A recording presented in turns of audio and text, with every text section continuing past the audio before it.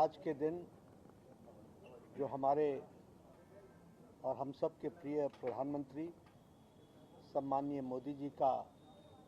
आज जन्मदिवस है और भारतीय जनता पार्टी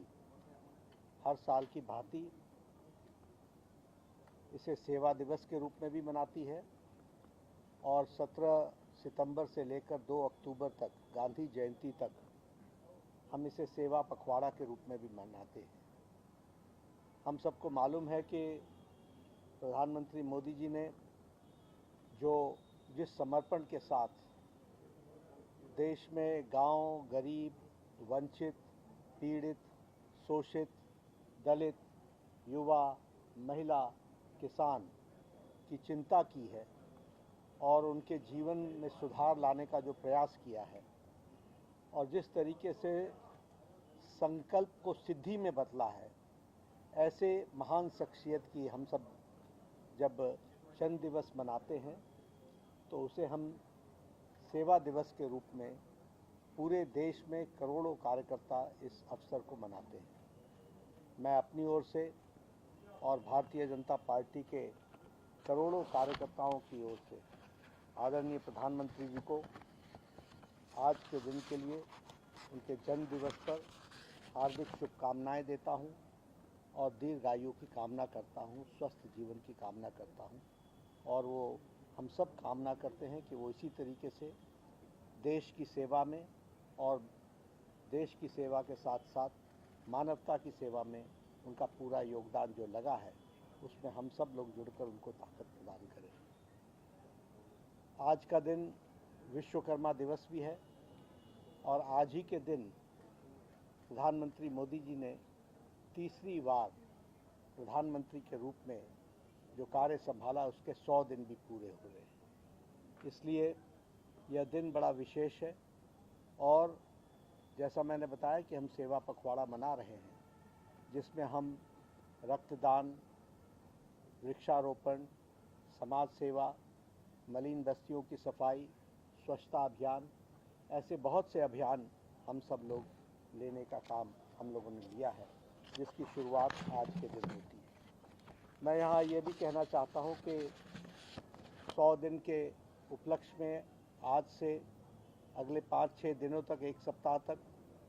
जो कार्य 100 दिनों के अंदर हुए हैं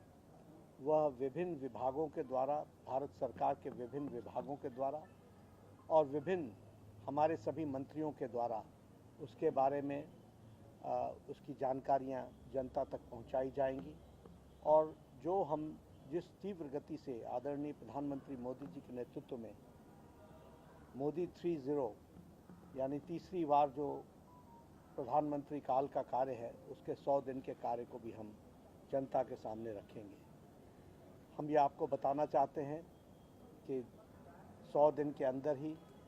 3 करोड़ प्रधानमंत्री आवास योजना के तहत मकान बनाने की मंजूरी और उस मकान बनाने का कार्य वह प्रारंभ हो गया है। उसी तरीके से 17वीं प्रधानमंत्री किसान सम्मान निधि यह भी रिलीज़ कर दी गई है और लगभग 2 लाख करोड़ रुपए से ज़्यादा किसान के खातों में जा चुका है और उसी तरीके से यूनिफाइड पेंशन स्कीम, इसकी भी मंजूरी भारत सरकार ने दे दी है। एमएसपी में इजाफा किया है। उसी तरीके से 15 वंदे भारत ट्रेन यह भी इनको भी चला दिया गया है और उसी तरीके से हमारे 8 national high speed road corridor इसको मंजूरी दे दी गई है। 8 नए railway line, broad gauge line, fast moving line, इसको भी मंजूरी दे दी गई है। 12 नए स्मार्ट सिटी इसके बनाने की भी मंजूरी दे दी गई है। इंफ्रास्ट्रक्चर में 3 लाख करोड़ रुपए से ज़्यादा खर्च करने की 3 लाख करोड़ रुपए के इंफ्रास्ट्रक्चर की मंजूरी दे दी गई है और सबसे महत्वपूर्ण समाज के सभी वर्गों से जुड़ी हुई योजना वह है प्रधानमंत्री आयुष्मान जन आरोग्य योजना। इसके तहत अब देश का कोई भी व्यक्ति किसी भी आमदनी का और किसी भी सामाजिक वर्ग का सभी को 5 लाख रुपए का सालाना हेल्थ एश्योरेंस कवर मिलेगा और उसके स्वास्थ्य की चिंता, गंभीर बीमारियों से उसको निजात दिलाने के लिए इस तरीके का कार्यक्रम किया गया है। प्रधानमंत्री ग्रामीण सड़क योजना के तहत जो चौथा चरण है उसको मंजूरी दे दी गई है, जिसमें 62,500 किलोमीटर की सड़कें ऑल वेदर रोड वो बनेगा, 12 महीने पक्की सड़क और लगभग उसमें 25,000 गाँवों को जोड़ा जाएगा। इस तरीके से मैंने बहुत सी योजनाएं 100 दिनों के अंदर पूरी हुई हैं, लेकिन मैंने आपके सामने प्रमुख मांगे, जैसे प्रधानमंत्री आयुष्मान भारत में सभी लोगों को हेल्थ कवर से 70 साल से ऊपर के लोगों को 3 करोड़ से ज़्यादा मकान बनाने की मंजूरी, 3 लाख करोड़ रुपए से ज़्यादा इंफ्रास्ट्रक्चर की मंजूरी, प्रधानमंत्री किसान सम्मान निधि की 17वीं किस्त को देना, 2 लाख करोड़ रुपए से ज़्यादा किसानों के खाते में पहुंचना, ये कुछ प्रमुख बातें आपके सामने मैंने रखी हैं। मैं इतना ही कहना चाहूँगा, करोड़ों कार्यकर्ताओं की तरफ से और करोड़ों भारत की जनता की तरफ से प्रधानमंत्री जी को आज के इस जन्मदिन के अवसर पर हम बहुत बहुत शुभकामनाएं देते हैं